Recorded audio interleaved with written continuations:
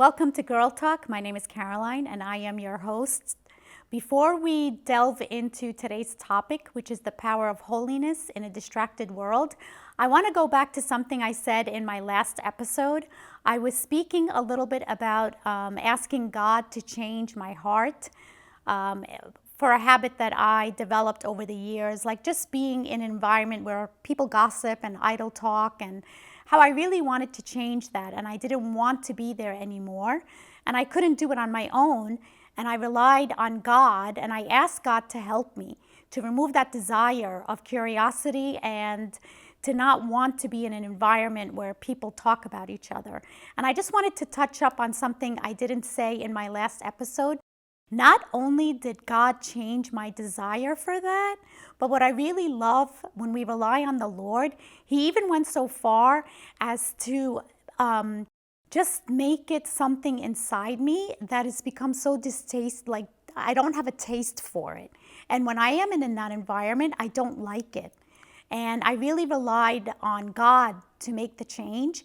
And He even didn't just change me, He transformed me. And I find that that's really, really helpful when God does His work. It's a fundamental transformation that only God has the power to do. And it starts in our hearts. So I felt like the Lord changed my heart, not my habit. So today we're going to look at what that really, really means when Jesus changes our hearts and not our habit. And what does it mean to be set apart? As God's children, we have already been sanctified and set apart. And transformation isn't just about what we stop doing, it's about who we are becoming. So it's not about breaking our habits, but it's more about how to become more like God. Because many people think holiness means that you're following a set of religious rules. But that's not what holiness is. It isn't about being morally perfect. It's about being set apart for God's purpose. God knows we're not perfect. He knows we're weak. He knows we are sinners. In 1 Peter chapter 1, verses 15 and 16, it says, "But just as He who called you is holy, so be holy in all you do. For it is written, be holy because I am holy." Holiness isn't about trying to be better than others. Holiness isn't about looking like we're holy. It's about being different. It's about choosing God's way over the world's way. It's not following the word. Why is holiness so hard? Do you know why? Because we live in the world of distractions and temptations that pull us away from God. We have social media, we have entertainment, and culture shapes our minds more than we realize. Culture shapes our mind more than anything else in the world.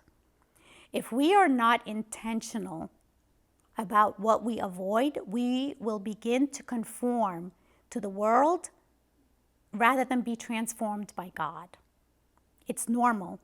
It's natural. And it's very hard to live a life set apart in a distracted world. But how do you do it? You have to guard your mind. You have to think about what you consume shapes what you believe. Read Romans chapter 12, verse 2. You need to surround yourself with godly influences. Your community matters so much. You also need to spend time alone with God. It's not about going to church and being with people. It's not only about that. You need time alone with God, concentrated time where you can reflect on Him. I want to challenge you this week.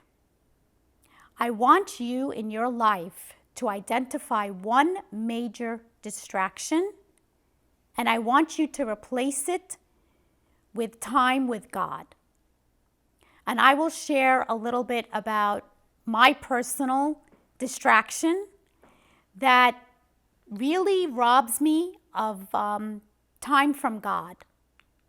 And it's not, Probably if I share it with you, you're not going to think it's so bad. What's the big deal? But right now, as we are in the Lenten season, so we are fasting the Great Lent and we're preparing for Easter on April 20th. And right now, in our church here at St. Mark's Coptic Orthodox Church of Washington, D.C., we have daily liturgies, which is such a blessing. And for Lent, it's not just about what we are abstaining from, like it's not just about fasting from food, but it's also about what am I going to add to my schedule to give me more time with the Lord and prepare for Easter.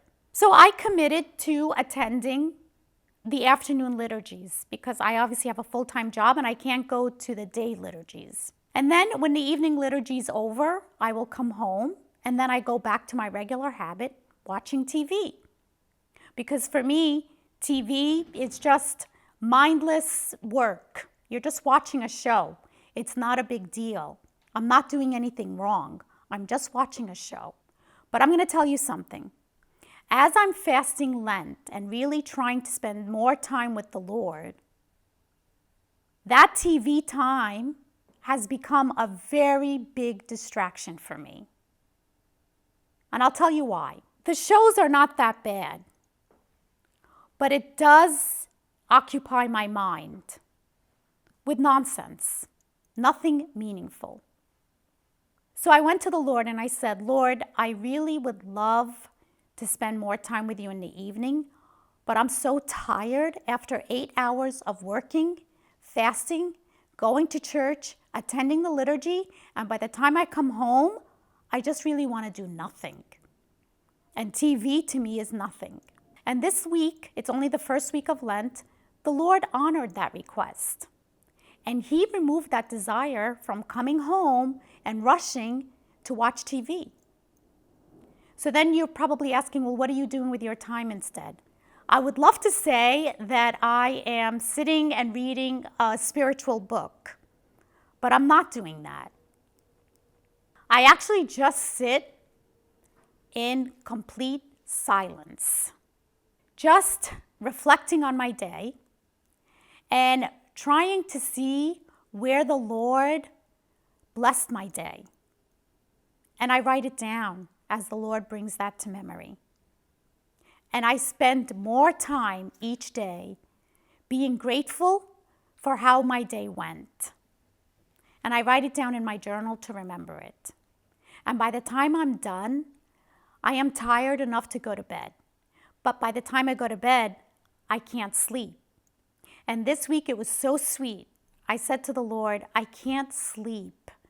I know I'm tired, but I just cannot fall asleep. Please help me fall asleep and put me in a deep sleep so I'm not restless and I can wake up refreshed in the morning to start my day with you.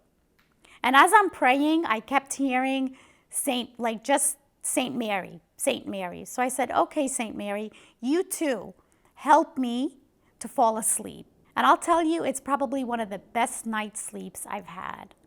And I felt the presence of our Lord and His mother, and I had a good night's sleep. Ask Jesus to help you this week. Good luck, and I will see you next time.